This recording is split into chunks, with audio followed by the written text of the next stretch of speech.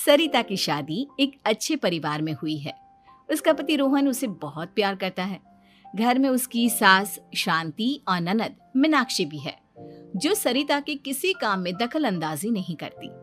लेकिन फिर भी सरिता को ऐसा लगता है कि दुनिया की सबसे ज्यादा बेचारी बहू वही है और सबसे ज्यादा अत्याचार उसी पर हो रहा है।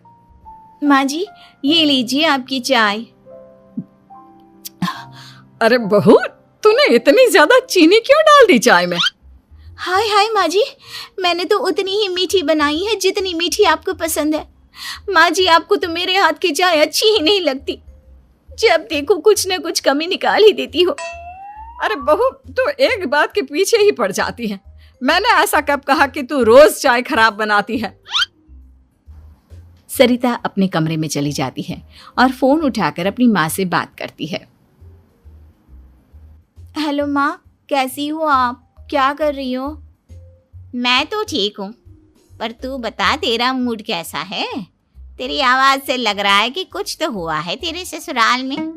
अरे क्या बताऊँ माँ, यहाँ तो हर समय मेरे साथ बहुत बुरा व्यवहार होता है। मैंने अपनी सास के लिए इतनी अच्छी चाय बनाई, लेकिन मेरी सास चाय पीते ही मुझे 4 बातें सुना दी। बेटी, तू इतनी छोटी छोटी बातों पर ध्यान ही क्यों देती हो?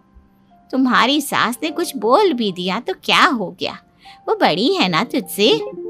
माँ ने इतना समझाया, लेकिन इस बात का सरिता पर कोई असर नहीं हुआ। अपनी बेचारी बहू की छवि वो बदलना ही नहीं चाहती।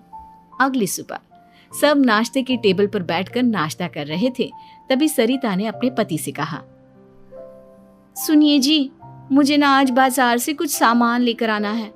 आज आप ऑफिस से आने के बाद मुझे लेकर चलना ना। भाभी, मुझे भी कुछ किताबें खरीदनी है।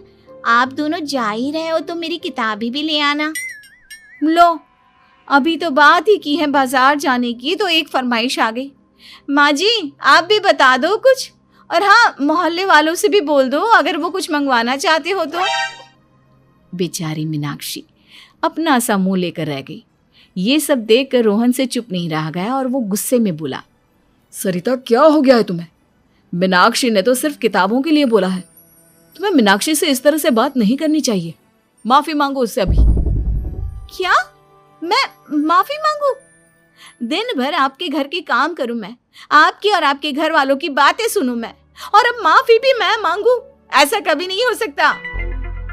ये बोलकर सरिता वहां से चली जाती है। एक दिन उनकी पड़ोसन घर आती है।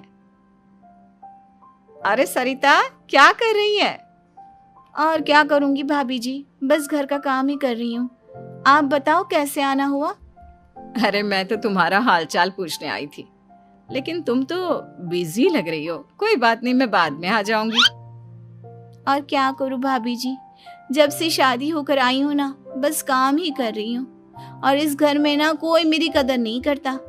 पति है जो बस घर से ऑफिस, ऑफिस से घर। ननद को तो कॉलेज से फुर्सत नहीं। बची सास तो उनका सारा समय मेरी गलतियां निकालने में लग जाता है। अरे ये क्या कह रही हो सरिता? तुम्हारी सास तो पूरे मोहल्ले में तुम्हारी तारीफ करती फिरती है कि तुम बहुत अच्छी हो, पूरा घर तुम्ही ने संभाल रखा है। हाँ तो क्या हुआ, इसमें गलत क्या कहती है? सच्ची तो कहती है। मेरी मर्जी के बिना इस घर का पत्ता भी नहीं हिलता। शाम को जब रोहन घर आया तो उसने सबसे कहा, कल हम सबको मौसी जी के घर जाना है। उनकी बेटी की शादी है। सब अपनी अपनी पैकिंग कर लो, सुबह होते ही निकल जाएंगे। और सरिता, तुम कान खोलकर सुन लो, वहां जाकर किसी की बुराई भलाई शुरू मत कर देना, नहीं तो मुझसे बुरा कोई नहीं होगा। हाय हाय जी, आप तो ऐसे कह रहे हो जैसे मैं सुबह शाम सबकी बुराई करती फिरती हूँ। आज तक कोई कह नहीं सकता कि मैंने किसी की पीठ पीछे किसी के बारे में कोई बुरी बात बोली हो तो। अरे बस बहू, बात को और ज्यादा आगे मत बढ़ा। हमें सब पता है तो हमारे साथ क्या व्यवहार करती है। ये बात घर तक रखना, शादी में किसी को कुछ मत बोलना, नहीं तो सब कहेंगे कि शांति की बहू कितना बोलती है। हाँ हाँ, सब कुछ तो मैं ही बोलती हूँ ना।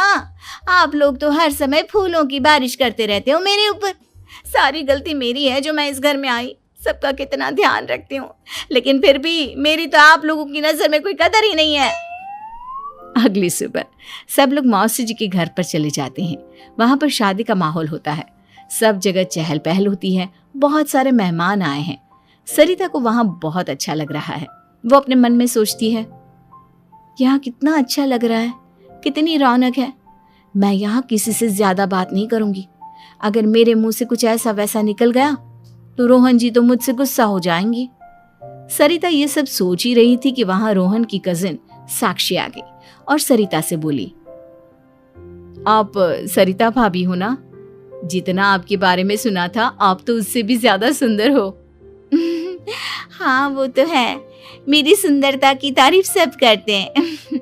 मेरे मायके में तो सब यही बोलते हैं कि रोहन जी की किस्मत बहुत अच्छी है जिन्हें मैं मिली।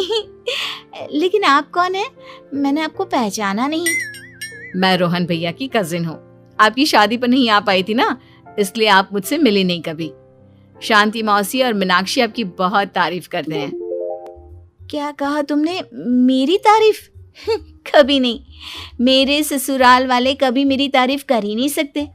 मैं इतनी अच्छी हूँ, मेहनती हूँ, लेकिन उन्हें तो मेरी कदर ही नहीं। सारा दिन घर का काम करती हूँ, फिर भी मेरी सास ना मुझे सुनाती रहती है, और पति भी मेरी सास की साइड लेते हैं। ना कभी बाहर ले जाते हैं, ना कहीं घुमाने।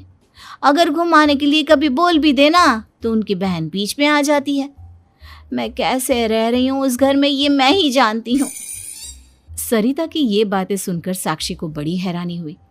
अब वो हर किसी के सामने अपनी बढ़ाई और ससुराल वालों की बुराई करने लगी। रोहन और शांति को सरिता पर बहुत गुस्सा आया, लेकिन वो चुप रहे। अगले दिन जब वो अपने घर पर आए, सरिता, तुमने क्यों सबके सामने मेरी इज्जत का तमाशा बनाया? तुमसे बोला था ना कि चुप रहना। अजी ऐसा भी क्या कह दिया मैंने जो इतना भड़क रहे हो? तुम जहां जाती हो अपना रोना शुरू कर देती हो, कभी किसी दूसरे की बात ही नहीं सुनती, बस अपनी कहती रहती हो। तुमने सबके सामने हमारा तमाशा बनाकर रख दिया है। हे भगवान, मुझे अपने पास बुला ले।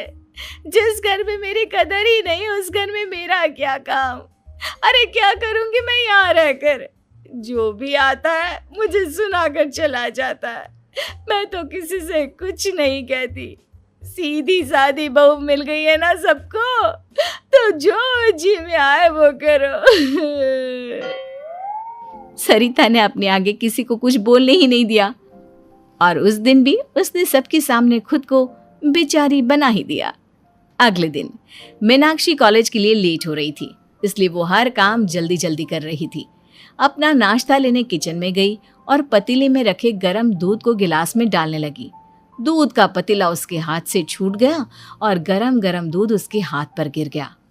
ओए माँ, हाय मेरा हाथ, माँ मेरा हाथ जल गया। मीनाक्षी की आवाज सुनकर सरिता दौड़ती हुई आई। ये क्या किया तुमने? तुम्हें नाश्ता चाहिए था तो मुझसे बोल देती, मैं क्या मना कर देती? अब पता नहीं कितने दिन की मुसीबत पाल ली तुमने। सरिता मीनाक्षी को उसके कमरे में ले गई और उसका बहुत ख्याल रखा। उसका इस तरह से ख्याल रखना शांति और रोहन को थोड़ा अजीब लगा। माँ, सरिता के दिमाग का भी कुछ पता नहीं। कल शादी में सबको इतना कुछ बोल कर आई है हमारे बारे में, और अब मीनाक्षी की कितनी अच्छी देखभाल कर रही है। ये ऐसा क्यों करती है?